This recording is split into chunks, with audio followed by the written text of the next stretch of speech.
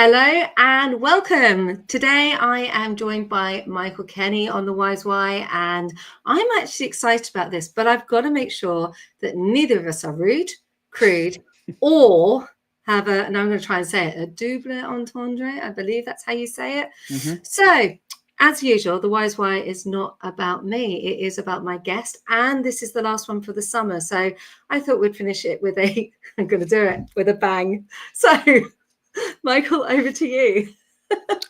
Well, Kirsty, thank you very much for having me. It's wonderful spending time with you, and looking forward to sharing my story and the wild and crazy things that I get up to and why I do them. And I love it. And I want to start first of all because you have a love for space, and I'm going to go straight there because it's where we connected and we kind of met networking, but we didn't know this.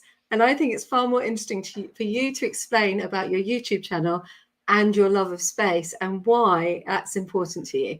Oh, wow. Okay. Well, yeah, I am a massive Star Trek fan, a huge sci-fi geek, and it's kind of baked into my DNA. It's been something that I've been obsessed with since the first moments I can remember looking at things.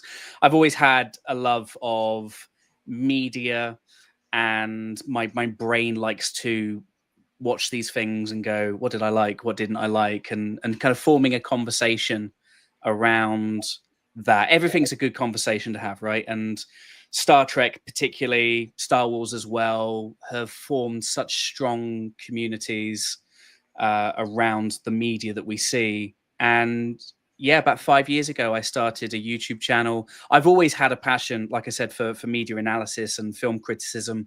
I've been blogging on and off since 2011, so a long time. But yeah, 5 years ago, during COVID, I was like, I'm bored. I want to connect with someone, and what better to do it with than Star Trek? And it's been a fun journey. And I love it. But I wonder, because you're in the digital marketing space, so that's future. It is, if you think back to, so in 2000, I was out working for Intel and we were launching, hotspots and places that you could go and use a VPN to use a laptop. The wireless, the Centrino platform was just being launched. So people who are not my generation don't remember this, but in 2000, we are having clunky mobile phones. So Sci-Fi was the future, and you work in the future. Yeah. So I wondered if you could expand, because I know that the world of pay-per-click is super, super scary. Did you like the link there? Yeah, it's good. It's good. So pay-per-click's really super scary, but so is the word of sci-fi. So could you explain about pay-per-click a little bit and simplify it? Because I do organic, I don't touch it, because to me, and it is far too complicated. I absolutely can do my best. The one thing that I do want to say, though, quickly, is the world of sci-fi can be scary. And there are definitely moments in Star Trek that test us, test the viewer and test the characters on screen. But I think one of the reasons why I like Star Trek so much over everything else is because it gives us a vision of the future that is hopeful and is optimistic and shows that we've moved past all of our petty differences and we're doing good things.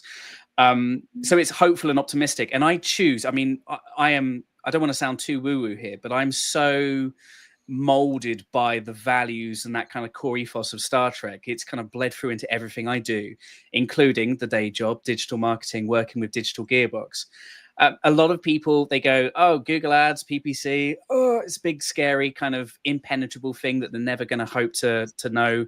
Google is this monolithic thing that just wants to take its money and chew people up and spit them out. But you can look at all this stuff through an optimistic lens. And I am here. The reason I exist is to help business owners, marketing managers actually realize that, yeah, okay, it's a big, scary thing, but it's not as big and scary as you think it is. And you cut to the core of things. It is actually quite a simple mechanism. It is possible to understand it. You don't need to understand all of it either, because that's a folly. But Big and scary, maybe, but hopefully if you come and speak to me, I will do my best to make it not as scary. But it all boils down to the kind of the core truth, really, is what is, let's focus the conversation on Google ads, because we could go Facebook ads, LinkedIn ads, but let's keep it to Google ads. Google ads is ultimately just a means to amplify your business, to be seen by your potential customers where you kind of ordinarily can't be seen using organic. Organic absolutely has its place. A few years ago, it was PPC versus SEO. And I reject that, because I think if you're doing things correctly, you're going to look to incorporate organic and a paid strategy in your wider marketing strategy. So there's place for both. But the truth is simple, that organic is there, PPC gets you seen further up the page, more prominently. So it is an important part of your marketing strategy. It should be anyway. No, and I think that's really, really important, because a lot of people, and some of the people who watch this are launching a business, or they've launched a business, they've been going for 5 years, they're looking for the next step, they're looking for the investment. And there's this big thing of, how do I grow my business? One of the biggest questions that I'm caught up with. Now, I can grow anyone's business organically, but when it comes to growing it to the next level and taking it to that pay-per-click, now I'm great at SEO, but that's where I stop. If I need to go for a pay-per-click, that's where I would reach out to someone like you, and I would say, right, where can we partner? And if you've done the groundwork correctly, it should, unless I've got this completely wrong and I'm terrible at my job, it should, which I know I'm not, it should be easier, right? If you've done the groundwork. Oh, absolutely. Yeah. And something that happens to me an awful lot is people will come to me and they'll go, I want Google ads. I want to get more leads, more sales. And without sounding too negative and potentially running in the risk of being patronizing, I usually tell them to kind of go, whoa, pump the brakes. I need to ask you a bunch of questions first. And the first thing is what are the foundations like? Because the way we go about executing our campaigns is, we're not really in the business of creating new landing pages and things like that. We work with what we've got. And so how good is the website in terms of its performance? What's the conversion rate organically? How many people are currently going to that website without the intervention of Google ads and potentially even SEO? Just how is that website performing as it is? If the website isn't performing very well, if the website isn't converting, isn't generating leads, then it's going to be a real uphill battle for someone like me to come in and snap a Google Ads campaign to it and really push that website to the moon. So if you've got broken foundations, the house isn't going to, it's not going to stand if we start running a campaign. I am with you 110% on that. And that's why I got you on, because I do that foundation bit. I will look at everything that you're doing. I will look at how you say it. I will look at that whole 360 holistic foundation. And then the next level is to come to someone like you. And I'm looking forward to us working together, to be honest. I'm really looking forward to where the future is going to go. And it's not just for my own business, but also for my clients, because, it's a necessary part. And people, I think, forget to grow a business, you've got to spend money. Yes, you do, but you do have to spend it in the right way. And I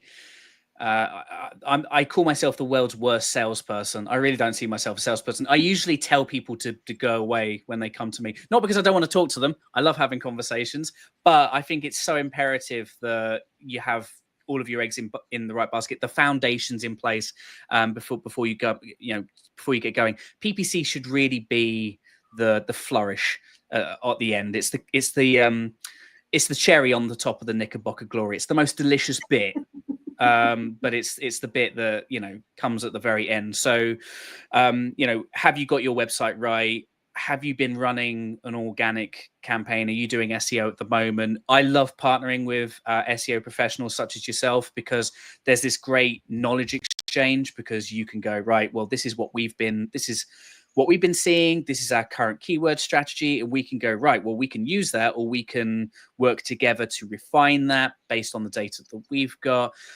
Digital Gearbox, we're a specialist agency, and what that means is the PPC, pay-per-click, Google Ads, that's the only thing we do. So we don't build your website, we don't do your organic, we don't do social media marketing. So, and that's by design. That's how we like to operate. But what that does do is that gives us the opportunity to partner with people like yourselves, excellent web agencies in the surrounding area in Oxfordshire, and we work collaboratively. We become like the Avengers of digital marketing teams, which, you know, all paired together only help benefit the clients that we work with. Yeah. So you've had a really interesting, exciting thing happen in your life recently, haven't you? I have, yes. How are you getting? I'm gonna keep it because let's have a bit of mystery because it's the last one. So have you had any sleep yet? I have actually. Yeah, it's not Star Trek that's keeping me up, by the way. Although it's about to. There's a new series that's about to premiere. No, we had a baby recently, our second baby. But yeah, look, I mean, all the conversations are always like, "Are you sleeping? Are you okay, Michael?" I mean, the answer to that last one is no. I'm never okay. That's just the way it is. But yeah, no, Right? yeah, no, but I enjoy it. And myself and my partner, we've been able to find a way that really makes it work, and it's all about working together. We do shift work, making sure that she's getting enough rest, making sure that I'm getting enough rest, because obviously I need to come on wonderful live podcasts like this and actually be able to function cognitively. But you know, it's always we always go, "Oh, are you okay?" It's always kind of it's a catastrophe having a baby, but it's a beautiful thing. I absolutely have. He's 6 weeks old this week, and I think the wonderful thing, and taking it back to kind of business and my own story again, is I work almost exclusively from home. Digital Gearbox, we're based in Bicester. I live in Aylesbury, but the wonderful thing about the nature of our work is I can work from anywhere in the world. I choose to work from home because I can be there for my kids, and you know, I can co-parent at the same time as, obviously I can't co-parent while I'm talking to you on this live, but you know, I can go downstairs and I can be visible as a parent, and I think that's a real wonder of this modern business world. Yeah, I'm really enjoying I'm enjoying it so far. Well, I'm with you. I mean, I've got a business that works around my child, and I'm really open and honest about that. You know, yes, I'm looking at the looming summer holidays in a month's time and going, oh, and I do get to September and I do feel like, oh, I wish I could take a month off. But usually I've backed stuff up that I couldn't get done during the windows of work that I can do. And so it gets to September, and then I get to October and I think, oh, maybe I'll get a month off now. And then it's Christmas and it's like, oh, but I wouldn't change it for the world. And it does feel sometimes like I'm lurching between school collections, school drop off, school holidays, clubs, and goodness knows what. But I am able to be, not allowed, I am able to be present. I currently am standing in one room. My husband is in the room across the landing. Do we see each other for lunch? Occasionally. Do we do a walk every morning? Yes, if we can. But he's got a big job, and I do most of the heavy lifting with the parenting. He does the heavy lifting on the financials. But it's that partnership, that respect, and as you were saying, checking in with each other. And our walk in the morning is really important because it allows us just half an hour to just be us again, not business owner, not parent, just us. And I really do value that. Yeah, and I think that's an aspect of my life that, if I'm being truthful, I do struggle with Laura, my partner. Is it feels like we never really get the time to ourselves. But I think, truthfully, if we're being honest, I just don't think we're making the time. I mean, we've got a newborn, so that newborn is kind of attached to us at the moment. But before he arrived, our eldest is he turns 4 on Monday, actually. Should probably remember that. And but we've got wonderful childcare options. We're incredibly blessed. And I think we should probably, I think the morning walk is a really good idea, actually. I think that's something that we should do. It's really important. So we don't have family close by, and it's good because it's good for the mindset. When you're working from home, you can get into particularly Dennis, he can get into a pattern where he doesn't get out of the house for a couple of days. He might go to the garden, absolutely. So we deliberately do this walk to get out of the house as if we are walking to work. And it sounds really silly, but it's changed the way that we both work. We come back in and we're in work mode. So we go out as a couple, we come back in work mode, and it's like doing a commute to work. Yeah, so I would recommend it. But I'm also going to say that my one's turning 9, and we're only getting adulting space now. So don't beat yourself up on that. Which brings me on to nice link here. People who have supported. Sorry, I could almost cringe at how beautifully cheesy this is. But who has supported you over the years? You can laugh, but who has supported you and been there through the good times and the bad times?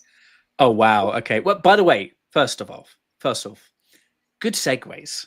Right, there's an art to a segue, and I have a couple of podcasts. I've got the YouTube channel. I love a link, and I actually struggle with them because with my reviews on YouTube, I unfortunately have to word them out because I go off on wild. I don't know if you've noticed, but I can go off on tangents, so I have to kind of script them to stay a little bit, to stay honest. But the art of establishing a good link between one paragraph and the next, one idea and the next, is very satisfying. Who is what? Sorry, what was the question, Kirsty? So who has been there supporting you through the good times and the bad? Because we do have good and bad. We have ups and downs. So who's been there? Okay, well, so I think I'd get in trouble if I didn't mention Becky Hopkin, who is the MD, the owner of Digital Gearbox. Is that my boss? She gave me this incredible opportunity 9 years ago now. And I mean, I'm very, she gave me the keys and I'm just driving it like I stole it, but she did give me the keys. She's been so responsible and so involved in my development as a professional. I mean, I've got 20 years experience as a marketer, but as a PPC professional, as a terrible salesperson, these are all skills that she's helped kind of nurture in me. But she's been so supportive through my entire journey. And really, I owe all of my successes to her. She's been so important. But we've worked so well together over the years. We've grown this business from really just the two of us and a couple of other people to a larger team. We're still small, eight team members, but they're all absolutely incredible. And I go out there, I have these great conversations. I get people invested in what we do. And then it's up to the team to really walk the walk. And they're so fantastic, and we really wouldn't be where we are without them. I'm also incredibly appreciative of the support that I've received from the local business community. So we met through Buzz. So Buzz networking really for me has been, there's tremendous networking spaces in Buckinghamshire, in Oxfordshire and beyond. And I love quite a lot of them. There's obviously one that I'm not going to mention that I won't go to. But Buzz in particular really works for me as a person. This kind of drop in, this informal networking style. Everyone there is super lovely. I've never had a negative experience, but the connections that I've made, obviously we met through Buzz, but the connections that I've met over the years networking through Buzz, those people are your champions. Those people lift you up. And what I love so much about Buzz is it is a rising tide. That rising tide lifts all ships. And you don't even have to go. It's not a performance. You go there and you're just yourself. And the more you put into that group, the more you'll get out. And what I've gotten out reflects obviously what I've put in. But those people, because the last few years, it's been challenging for everyone, hasn't it? I mean, all you need to do is just look at the news. It's a bit grim at the moment, economically, bit challenging for everybody. So that feeling of camaraderie, I get that massively from Buzz, and I'm so appreciative. Buzz is so I was and the reason I started going was I was lonely, and I remember everything was online, and I wanted some human contact. And obviously for me, I'm all about the human element. Although saying that, I do use AI. Of course I do, and I'm not ashamed to admit that. And go check out my 2D avatar. I enjoyed making that. I know. Apparently Gen X are no good at to AI. I was like, excuse me. Yeah, nah. I don't like that. I'm not having that. I'm 54 and proud that I can use AI. But the Buzz Network, going back there, it's, if I think about the people, my online courses were filmed by Andy. I'm about to launch the public speaking, come presenting on a camera workshop, which is, I run this out for the corporates and sales teams, which is brilliant. But now I'm going to offer it out to small business owners, and we're going to twist it around, and we're going to allow people to film a 1-minute video that they can then take away, and Andy will do it professionally. So it's really exciting, and it's going to be really, it sounds expensive, everybody. It's £397. It's not. It's incredibly affordable for you to be able to nail every single time you stand in a buzz room and do your 7 seconds. And if you make a complete idiot of yourself, like I did last week, you can at least know how to laugh it off. But that's what I mean. It's that support. But that brings me on to good and bad moments. Last week at Buzz, which I've been very open about, I did the biggest faux pas and died, and the whole room opened up with laughter, and I went bright red, and I'm still dining out on it. Have there been moments in your life where you've just felt, see, I've got a nice segue there. If you've just felt, it's been really like, oh my goodness, it's been an aha moment of, this is truly appalling, or this is truly amazing. And what have you learned through those aha moments? Oh my goodness. Well, by the way, right, okay, the 7-second tame buzz a week or so ago was wonderful, and that's one of the reasons why Buzz is so great, because I think if you go into another room and that happens, you get people that are like, ooh. And I'm like, that's not, I think in business, business needs to be more human. I think you said it's all about the human connection. So I loved it, and the whole room loved it, and it started so many good conversations, and and it's you. Right. And you have to go to these things and you have to be you.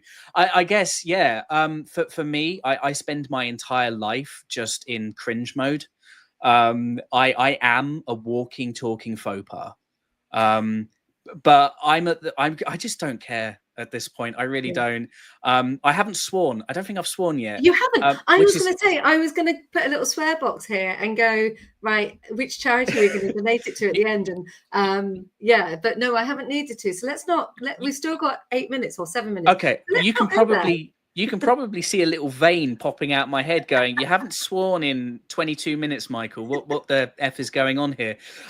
Censored. There we go.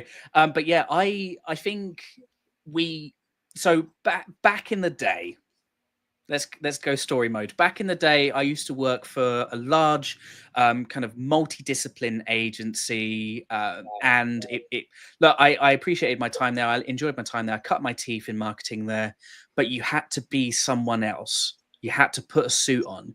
You had to put a different persona on, because if I was myself then, I wouldn't have lasted 5 minutes. You had to play the politics game. And I think my big learning from all of that is F politics. I do not want to, I am not, and I appreciate that you're, a performing artist and, and a wonderful one at that. But I think in the world of business, performance isn't for me. And I don't think it should be for anyone. I think, going back to the whole Buzz thing, the reason why it works so well, the reason why so many good relationships come out of it is because for the most part, people go there and they're themselves. So every day in business, I conduct myself as myself. If you don't like me, I just have to move on. I'm not going to be everybody's cup of tea. I don't intentionally go out to, I think there are too many people out there that want to go and flame things. And, I think we see too much of that these days. I'm not about that. I mean, the Star Trek values come through, right? Okay. I want to be respectful, but at the same time, I'm myself unleashed. And I started this. I mean, again, going back to Digital Gearbox and Becky, she encouraged me to come out of my shell and be it's a horrible word to use. It's so overused. My authentic self. We have to, I fought against that word for 4 years. for 4 years, I didn't want to use it because it had become a buzzword on the social channels, and it really drove me nuts not using it. But unfortunately, it is everything that I do, and I am. What you see is what you get, and it's really interesting because part of the reason I think why did I come out of the corporate world, because I was a performer going into the corporate world, and I think it was trying to get that square peg into a round hole. And I remember people going, "Oh, here she comes, Tasmanian devil, here she comes. Oh yeah, she's a bit like Marmite." And it's like, well, yeah, I am, and that's okay. But we've had a comment. So Will Denton has said, for us, I find a lot of people think one person can do everything. Oh yeah, don't they? A website, ongoing SEO, pay-per-click, social media, and every form of digital content out there. Yeah, they do. If you want to use every channel out there, you should have a specialist in each if you want to see the best ROI. I absolutely applaud that, Will. Thank you. Any comments, Michael? Yeah, well, first off, Will, good luck with your recovery. Really serious injury that you picked up recently, and I've missed him at recent buzzes, and I hope to see him again soon. We're actually working together. I mean, I've been super impressed with the guys over at Test Valley Digital in terms of building a website very, very quickly to exactly what I'm looking for, but also an affordable rate, to the point where I'm like, are these guys real? I keep trying to find something wrong with these guys, but I can't, and it's really frustrating me. But yeah, big up, Will. I completely agree. I think there's a bit of bias coming through here. I have worked client side before, and I think when you're client side, you do want convenience because you've still got to kind of do all of the aspects of your job. You don't want to be speaking with 8 to 10 different people in different marketing disciplines.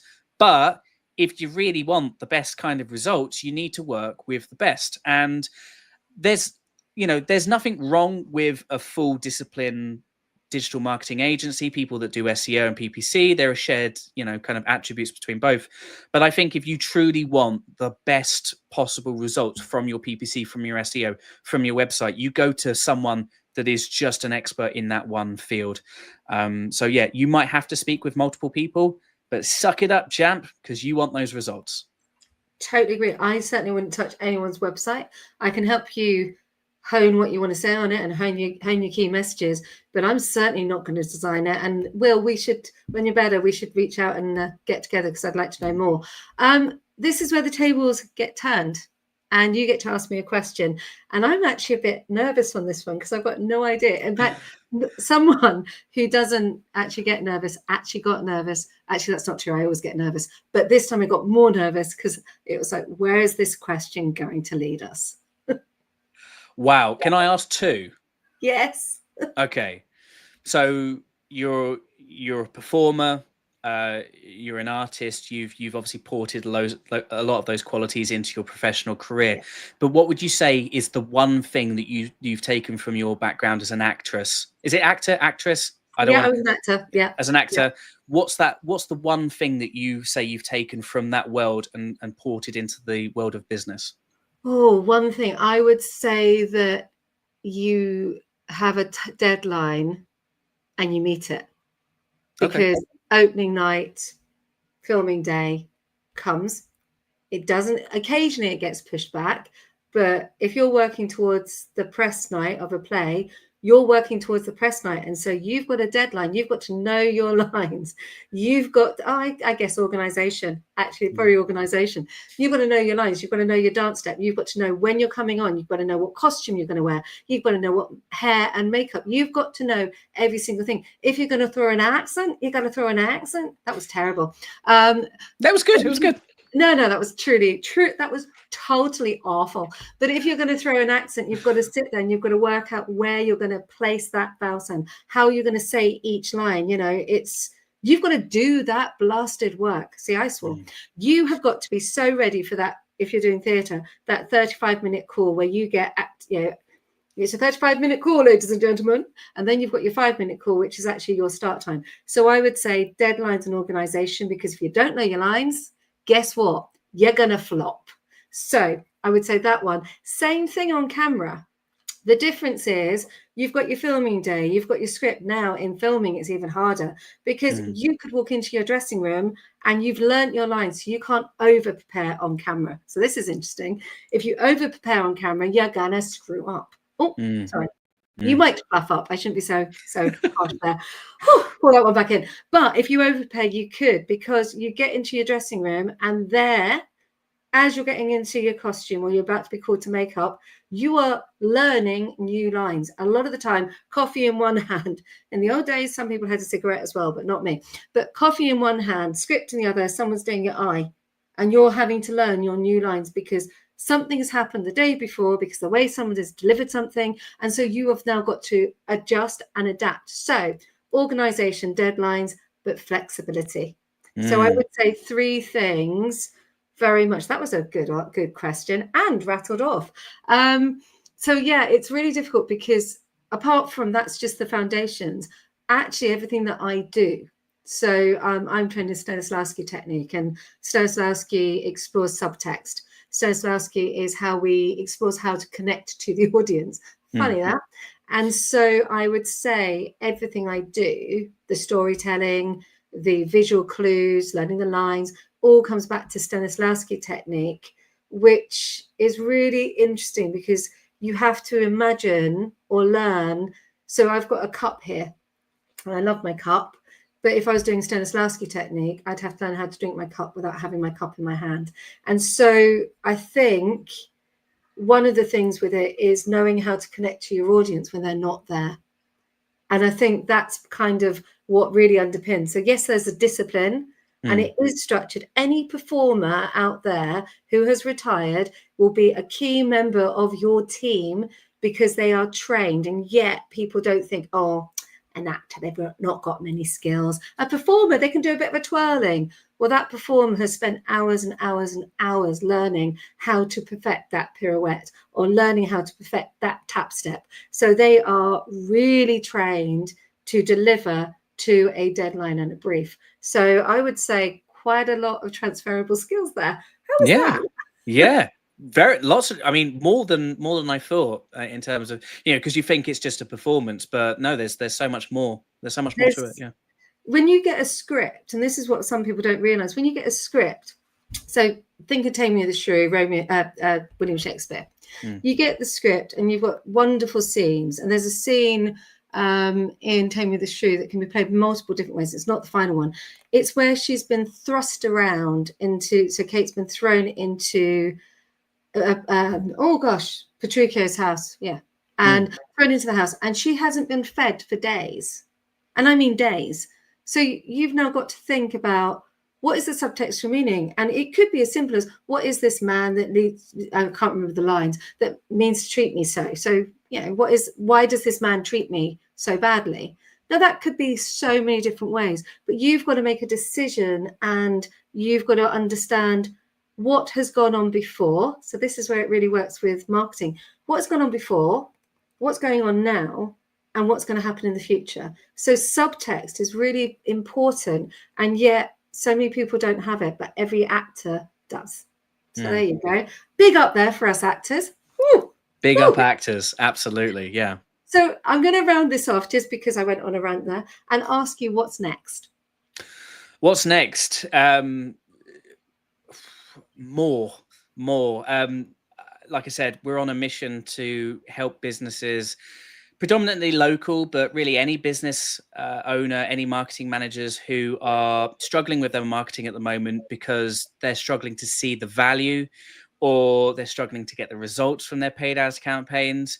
$74 billion was wasted on paid ads last year alone. It's an absolutely obscene number. And most of that wastage comes because people don't properly understand it. They're rushing into it. They've not got that foundation.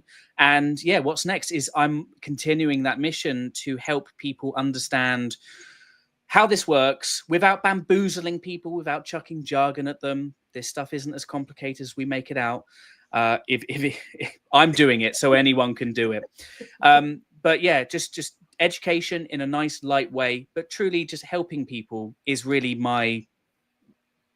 is why I exist and is why I do what I do, just to help people. Brilliant. Thank you so much for your time. I bet you can't believe that's 35 minutes. Flow by, yeah. Always does. Thank you for your time. Thank you.